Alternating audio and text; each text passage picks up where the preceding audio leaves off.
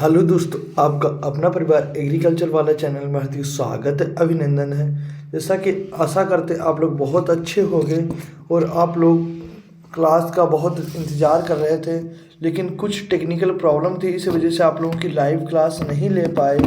उसके लिए technical problem क्या थी, थोड़ा रूम मेंटेन कर रहे थे क्योंकि मेरे खुद के पेपर चल रहे हैं।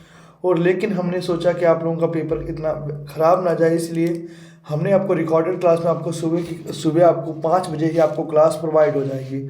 तो देखिए, सबसे पहले प्राकृतिक संसाधन की परिभाषा लिखिए। बहुत इंपॉर्टेंट है, बहुत ज़्यादा अच्छी है। तो मेघनाल के अनुसार प्राकृतिक संसाधन वे संसाधन होते हैं जो प्रकृति के द्वारा निःशुल्क प्रदान किए जाते हैं, उसे मनुष्य के लिए उपयोग होती है। बहुत इंपॉर्टेंट क्लास है, यहाँ से आपके क्वेश्चन बहुत ज़्यादा पेपर में आएंगे, आप देखते रहना। प्राकृतिक संसाधन की विशेषताएं लिखिए। निष्क्रियता होता है और निःशुल्क होता है। स्रोत के आधार पर प्राकृतिक संसाधन के वर्ग खनिज संसाधन होते हैं, जल संसाधन होते हैं, मृदा संसाधन, वनस्पति संसाधन, जीव संसाधन हैं। यहाँ से आपके बहुत जल्दी जल्दी हम क्वेश्चन को पढ़ेंगे, इससे आपके लिए बहुत ही बड़ा। पृथ्वी के 2 अपर स्वरूप बताइए। वनस्पति जीव होते हैं। वनों की 4 विशेषताएं, बहुत इंपॉर्टेंट क्वेश्चन आएगा पेपर में। वन सघन विस्तृत होते हैं, वन स्वपोषी होते हैं, जंतुओं में प्राकृतिक आवास होता है, वन आहार श्रृंखला होते हैं रखे। उसके बाद वन की कोई परिभाषा लिखिए, तो बहुत इंपॉर्टेंट है। लीजा ट्रम्बियर के अनुसार वन उसे कहते हैं जो वृक्षों से आच्छादित भूमि का एक विस्तृत का क्षेत्र वन कहलाता है। विस्तृत का क्षेत्र क्या कहलाता है? वन कहलाता है। ठीक, हम वही चीज़ पढ़ेंगे जो आपके लिए बहुत इंपॉर्टेंट। ये क्वेश्चन बहुत ज़रूरी आएगा आपका कि वन महोत्सव का कार्यक्रम कब प्रारंभ हुआ। तो वन महोत्सव का कार्यक्रम 1950 में प्रारंभ हुआ था। भारत में सर्वप्रथम राष्ट्रीय वन नीति कब प्रारंभ हुई? 1952 में चालू हुई थी, राष्ट्रीय वन नीति प्रारंभ हुई थी। उसके बाद है वन संवर्धन की परिभाषा लिखिए। वन संवर्धन मतलब सिल्वीकल्चर। तो देखो, सिल्वीकल्चर वन संवर्धन वनों और वन क्षेत्र की स्थापना, विकास, रचना, गुणवत्ता को भूस्वामी समाज की विभिन्न आवश्यकताओं मूल्यों के अनुसार सतत नियंत्रण करने की एक कला होती है। वन संवर्धन की विशेषताएं क्या होती हैं? यह प्रकृति वनों का दशा गुणवत्ता को सुधार करने के लिए कहता है। इसके अंतर्गत वनों का विकास मानवीय होता है। अब है वन संवर्धन के उद्देश्य लिखिए। तो वन संवर्धन के बहुत ज़्यादा उद्देश्य होते हैं जो हमारे लिए इम्पोर्टेंट होते हैं।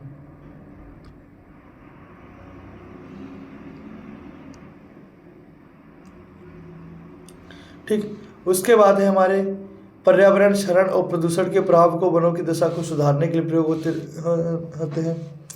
भारतीय राष्ट्रीय वन नीति में देश में कुल कितने क्षेत्र में वन आच्छादित होते रखे? तो देखना इसके बारे में 33% भाग। मैंग्रोव वन कहाँ पाया जाता है? बहुत। मैंग्रोव वन उन भागों में पाया जाता है जो समुद्र तट में ज्वार और भाटा आती है। अच्छा, ज्वार और भाटा कहते किसे हैं? तो ज्वार और भाटा का मतलब क्या होता है? ज्वार कहते हैं जो आने को, और भाटा मतलब जाने को। जब लहरें आती है उसे ज्वार कहते हैं, जाने को भाटा कहते हैं। वनों के 2 अप्रत्यक्ष लाभ। वनों से हमें नमी निकलती है जिससे वायुमंडल का तापमान समान बना रहता है और वातावरण आर्द्र बन जाता है जिससे वर्षा होती है। वन क्षेत्र वर्षा के जल को स्पंज की भांति क्या वन क्षेत्र वर्षा के जल को स्पंज की भांति चूस लेते हैं तथा निम्न प्रदेशों में बाढ़ के प्रकोप का भय नहीं रहता और जल का बहाव धीमा होने के कारण समीपवर्ती भूमि का जल रुक जाते हैं। अगला हमारा भारत के ब्रिटिश काल में किया गया वनों का वर्गीकरण 3 बार। जो इम्पोर्टेंट है उसी को हम लोग पढ़े। भौगोलिक दृष्टि से वनों का वर्गीकरण बहुत इंपॉर्टेंट है। तो पूर्वी हिमालयन हो गया, पश्चिमी हिमालयन हो गया, उसका सतलुज बेसन हो गया, राजस्थान हो गया, अरावली पहाड़ियाँ हो गया, गंगा मैदान की पहाड़ियाँ हो गया। और उसके बाद हमारा हम वही चीज़ पढ़ेंगे जो हमारे लिए बहुत इंपॉर्टेंट। सामाजिक वानिकी के प्रमुख प्रकार बताएं। सामाजिक वानिकी के प्रमुख प्रकार, तो इसके लिए मिश्रित वृक्षारोपण हो गया और रक्षात्मक पट्टी हो गई, रेखी पट्टी का रोपण हो गया। अगला सामाजिक वानिकी के 2 उद्देश्य बताए। तो सामाजिक वानिकी का उद्देश्य रोजगार और निर्धनता के हल को सहायक करना था। अतिरिक्त सामाजिक खाली पड़ी भूमि का उपयोग करना होता है। कृषि में वानिकी की परिभाषा लिखिए। तो गोच क्रोसर के अनुसार कृषि कार्बन विज्ञानी की उन अनेक कार्यप्रणालियों का सार है जिसके अंतर्गत वृक्षों एवं अन्य विशाल पादपों को पहले से लगे वृक्षों का संरक्षण और क्रियाशील और पुनर्जित पौधों के द्वारा सम्मिलित की जाती है। पौधों की दो विशेषताएं लिखी होती है। यह खेती की ऐसी पद्धति है जो कृषि संसाधनों में वृद्धि करने के साथ साथ पर्यावरण गुणवत्ता में बढ़ोतरी करता है। इसके अंतर्गत भूमि पर कष्टपादप लकड़ी देने वाले वृक्षों के फसलों के साथ प्रमुखता से उगाया जाता है। कृषि वानिकी की दो विशेषताएं लिखिए। तो कृषि वानिकी की दो विशेषताएं क्या क्या होती है? गोबर, गांव में गोबर के स्थान पर ईंधन के रूप में लकड़ी की आपूर्ति होती है। किसानों के अतिरिक्त क्या उनको रोजगार का अवसर प्राप्त हो। कृषि वानिकी के दो लाभ क्या है बहुउद्देशीय फसलों का। अब अगला है कृषि वानिकी का कृषि वन पद्धति क्या है। तो बहुउद्देशीय वृक्ष जैसे शीशम, सगुन, नीम, देसी यूकेलिप्टस के खरीफ में शंकर, ज्वार, बाजरा होते रखे। अगला हमारा भारतीय वन अनुसंधान बहुत इंपॉर्टेंट है भैया, इसको आप लोग बिल्कुल रट के जाना। क्वेश्चन नंबर 38 है तो इसका देहरादून में है कि भारतीय वानिकी अनुसंधान संस्थान कहाँ है? देहरादून में। बहुत इंपॉर्टेंट क्वेश्चन है। अगला हमारी टिप्पणी आ गए कि बायोमास और जैव ऊर्जा कैसे हैं। जैव पदार्थ पादप, एंजाइम, बैक्टीरिया आदि ऊर्जा उत्पादन के स्रोत होते हैं। कूड़ेदान के कचरे में ऊर्जा उत्पादित करने का संयंत्र दिल्ली स्थित तिमारपुर में लगाया है। मुंबई में भी एक ऐसी बड़ी परियोजना चल रही है जहाँ भारी विद्युत लिमिटेड भेल से धान की भूसी से पंजाब में 10 मेगावाट संयंत्र। फिर उसके बाद क्या हमारे पास में है? समुद्री ऊर्जा कैसे? समुद्री ऊर्जा भी बार बार इस्तेमाल हो सकने वाली ऊर्जा का स्रोत। लहरों में विद्वान भारत का पहला संयंत्र केरल में लगाया गया है। लेकिन जो चीज़ इंपॉर्टेंट, प्राकृतिक आपदाएं क्या होती है? प्राकृतिक आपदा बाढ़, सूखा, भूकंप, ये सब क्या प्राकृतिक आपदा होते हैं रखे। जलवायु चक्रवात हो गया, बाढ़ हो गया, भूगर्भ हो गया। ठीक, जो वही चीज़ हम पढ़ेंगे ज़्यादातर इंपॉर्टेंट, जो आपके लिए बहुत ज़्यादा इंपॉर्टेंट है। अब आता है ग्रीन हाउस इफेक्ट के बारे में लिखे। तो ग्रीन हाउस की ऊष्मा से गर्म होने के बाद जब पृथ्वी ठंडी होने लगती है, क्या ग्रीन हाउस ऊष्मा को गर्म होने के बाद जब पृथ्वी ठंडी होने लगती है तो ऊष्मा पृथ्वी के बाहर विसरित होती है। ऊष्मा क्या होते हैं? पृथ्वी के बाद बाहर विसरित होने लगती है। तो ऊष्मा पृथ्वी के बाहर विसरित होते हैं, लेकिन कार्बन डाइऑक्साइड और chlorophyll, carbon, nitric oxide, methane, अन्य ऊष्मारोधी गैस इसका कुछ भाग अवशोषित कर लेते हैं और शेष बची ऊष्मा को क्या करते हैं? रोधी वायुमंडल में बढ़ जाने के कारण होते हैं। उसके बाद वन रोपण क्या होता है? वन रोपण बहुत, डिफॉरेस्टेशन बहुत इंपॉर्टेंट है। भारत में विश्व का लगभग 7 करोड़ हेक्टेयर भूमि में से वनों का सफाया हो रहा है। यदि वन आरोपण की दर इसी प्रकार से घटती है तो 5% भाग ही बन रह जाएंगे। ठीक, अगला CFC क्या है? क्लोरोफ्लोर, ग्रीन हाउस प्रभाव का प्रमुख क्लोरोफ्लोरोकार्बन की गैसें होती हैं। उसके बाद हमारा अगला है कोपीस किसे कहते हैं? बहुत इंपॉर्टेंट है। कोपीस उत्पन्न करने वाले का उद्देश्य से किसी वृक्ष को भूमि के तल से, क्या होता है? वृक्ष को भूमि के तल से पतन करना कोपीस कहलाता है। कोपीस हम इस प्रकार से कह सकते हैं, सपोज डेट ये हमारे पास कोई एक डायग्राम है, मतलब एक प्लांट है, ये हमारे पास सोइल है, तो इस यहाँ से काटना, मतलब पेड़ को क्या करना? काट देना। तो इस जो हमारे पास ठूट बचता है नीचे वाला जो हमारे पास ठूट बचता है, ये वाला जो हमारे पास ठूट बचता है, इसी को हम लोग क्या कहते हैं? कोपीस बोलते हैं। विजोला कोपीस के द्वारा हो गया ठूट कोपीस। ठीक, उसके बाद हमारे पास में है भारत में वनों की उपयोगिता पर निबंध लिखिए। बहुत इंपॉर्टेंट क्वेश्चन है और समझ लो पेपर में आपके लिए आया हुआ है। प्राचीन काल से ही मनुष्य के जीवन में विशेष महत्व रखते हैं। यह मनुष्य के लिए जीवन के लिए प्रकृति का उपहार होते हैं। वन पृथ्वी के जीवन का अनिवार्य तत्व है। यह प्रकृति के संतुलन को बनाए रखने के लिए पूर्णतः सहायक होते हैं। प्राचीन काल से हमारे पूर्वज ऋषि मुनियों ने संतों के लिए तपस्या का प्रमुख स्थान रहे। महान ऋषियों में आश्रम रहे जहाँ उनकी शिक्षा समाज रहते हैं। पूर्व शिक्षकों वेदों ने महान औषधियों का स्रोत है। राम वेदवाद के अनुसार कैसा है, मतलब वनों से में क्या औषधियाँ प्राप्त हो। वैसे तो वृक्ष दिन भर ऑक्सीजन छोड़ते हैं और जीवन के लिए आवश्यक होता है। पीपल के वृक्ष में ऑक्सीजन प्रदान करने के अनुपात अन्य वृक्षों की तुलना अधिक होती है। अगला आता है भारत में वनों की स्थिति पर टिप्पणी लिखिए। तो भारत का कुल क्षेत्रफल 329 मिलियन हेक्टेयर है, जिसमें 196 मिलियन हेक्टेयर पर कृषि कार्य के लिए प्रयुक्त होती है। ठीक, अगला है हमारे पास में भारत में विनाश के कारण बहुत इंपॉर्टेंट है। तो सुंदर संवेदी उपग्रहों के लिए चित्रों का पता चलता है। भारत में प्रतिवर्ष 13 लाख हेक्टेयर भूमि से वन नष्ट हो रहे हैं। वन विनाश की दृष्टि से मध्य प्रदेश सबसे आगे, जहाँ 20 लाख हेक्टेयर क्षेत्र में वन अब तक नष्ट हो चुके हैं। महाराष्ट्र, उड़ीसा, आंध्र प्रदेश, जम्मू कश्मीर में 10 लाख हेक्टेयर तथा हिमाचल प्रदेश 5 लाख हेक्टेयर। तो जलाऊ लकड़ी की प्राप्ति के लिए वनों को काटा जाता है। ताप पर आधारित बिजली घरों के लिए वनों को अंधाधुंध कटाई की जा रही है। बांधों के निर्माण में बहुत सा भाग जलमग्न हो जा रहा है। उद्योगों के लिए कच्चा माल प्राप्त करने के लिए वनों को काटा जाता है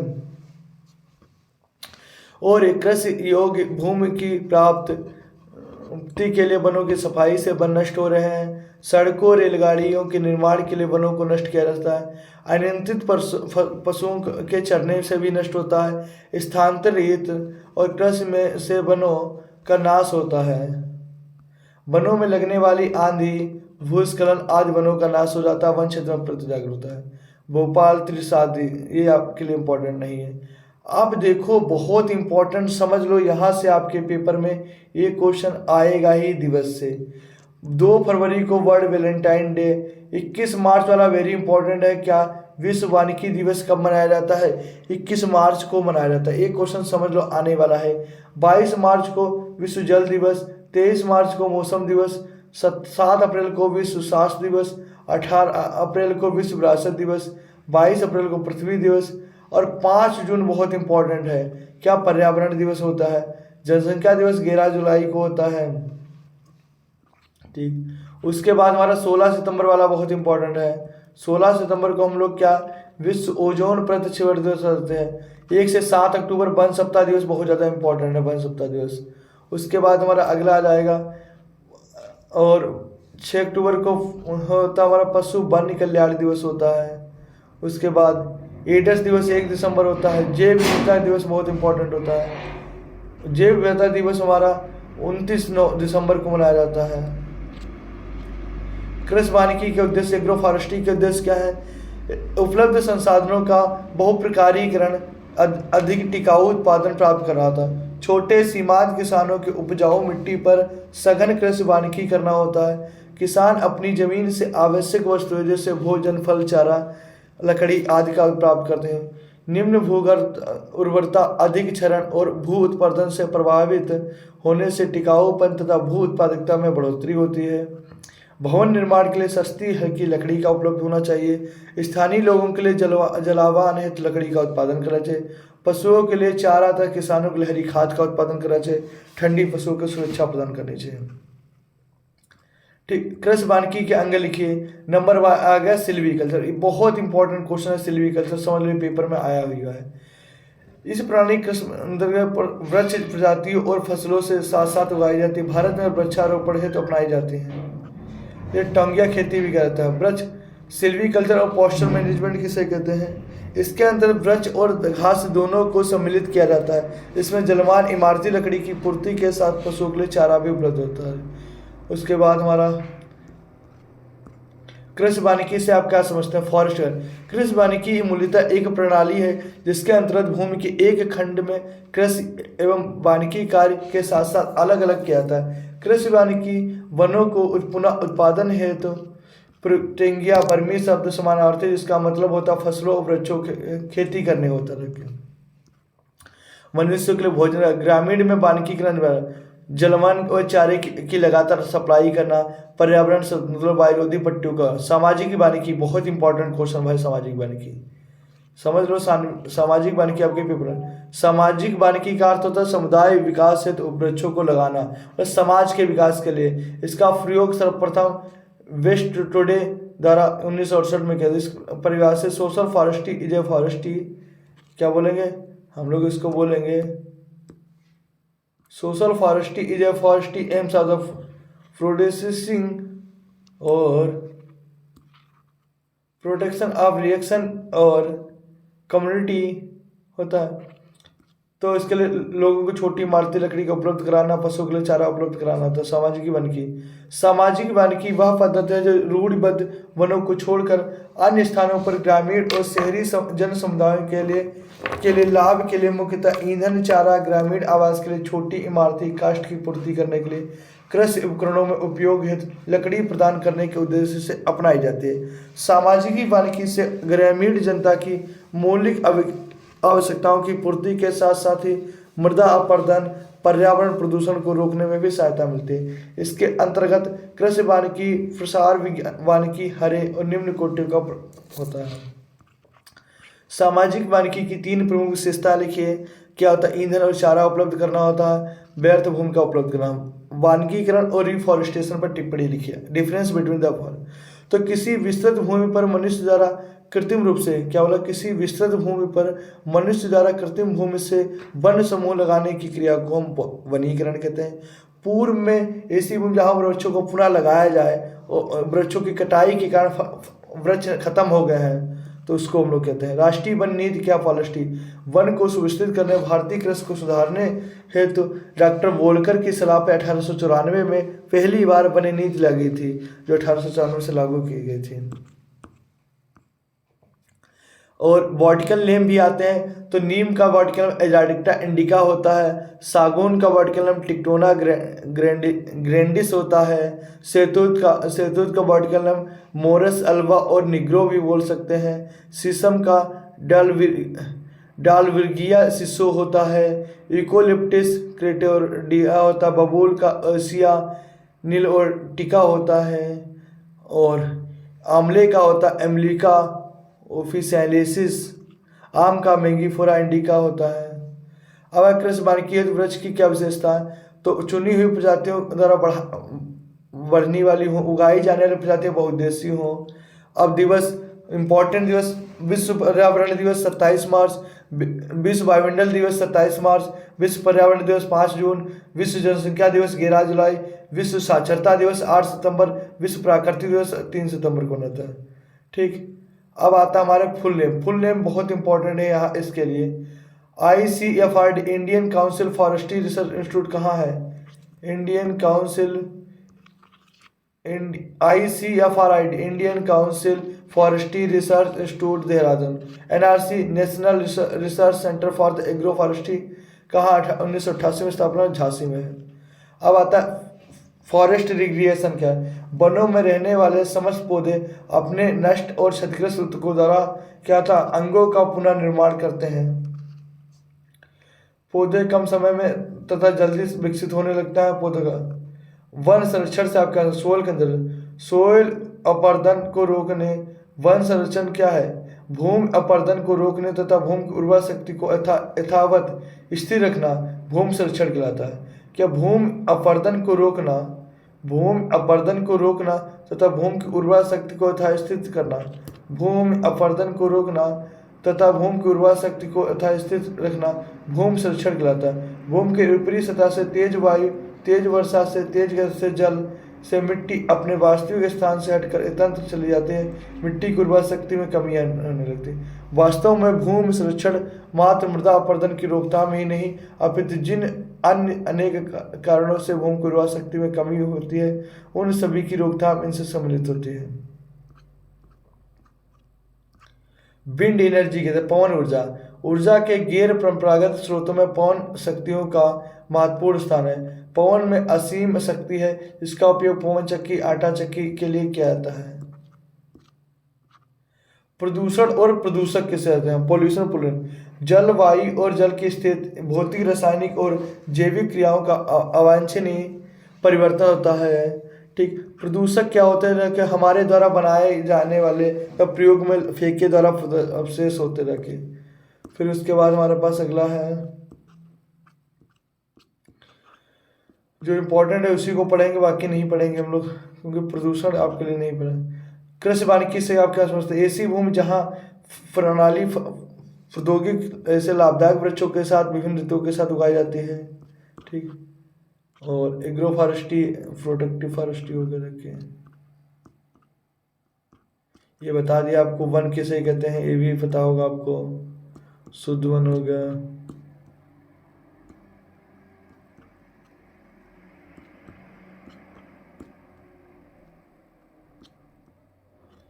एक बार और देखते कोई अगर आपके लिए।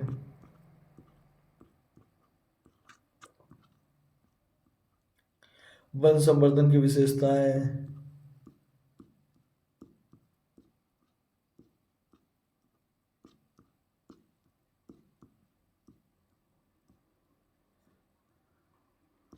सदाबहार वन।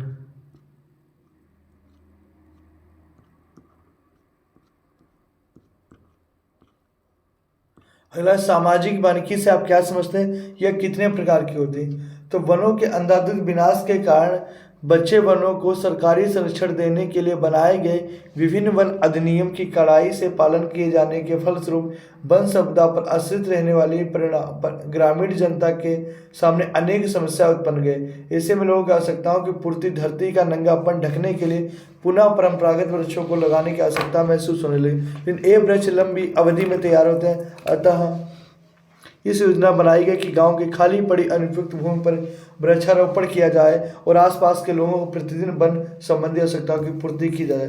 1976 में उन उद्देश्यों के लिए सामाजिक वानिकी की योजना। सामाजिक वानिकी का अर्थ होता है सामुदायिक विकास हेतु उपयोगी वृक्षों को लगाना। सामाजिक वानिकी का अर्थ क्या होता है? सामुदायिक विकास हेतु उपयोगी वृक्षों को लगाना। सोशल सोसाइटी शब्द का प्रयोग होता है। ठीक। तो जलमान, इसके लोगों को छोटी इमारती लकड़ी उपलब्ध करना, पशुओं के लिए चारा उपलब्ध करना, वायु से कृषकों को रक्षकता है। सामाजिक वानिकी सिद्धांत का लोकतंत्र का सिद्धांत होता है। वानिकी क्षेत्र का सिद्धांत गरीबी उन्मूलन के साथ रोजगार के साथ सरकार की क्रिया।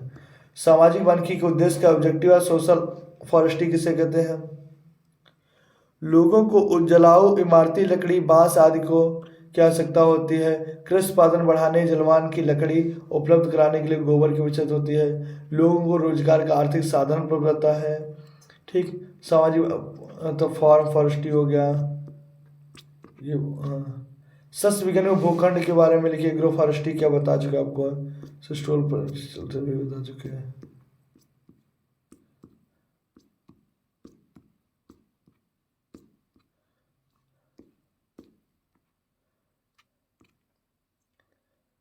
वनों का महत्व। वनों का हमारे प्राचीन काल से वनों का बड़े महत्व हो रखे। मकान, लकड़ी आदि बनाने के लिए, घासों को प्राप्त करने के लिए वनों का था। बैठने सोने के लिए कुर्सी में वनों का हमारे दैनिक जीवन में बहुत है। सेटल बेल्ट किसे कहते हैं? वायु द्वारा मृदा कटाव को तेज गति से रोकते हैं, उसे सेटल बेल्ट कहते हैं। पहाड़ियों की सघनता। ठीक। और आप लोगों को क्लास अच्छी लगी तो क्लास को लाइक करें, शेयर करें। जय हिंद, जय भारत, वंदे मातरम।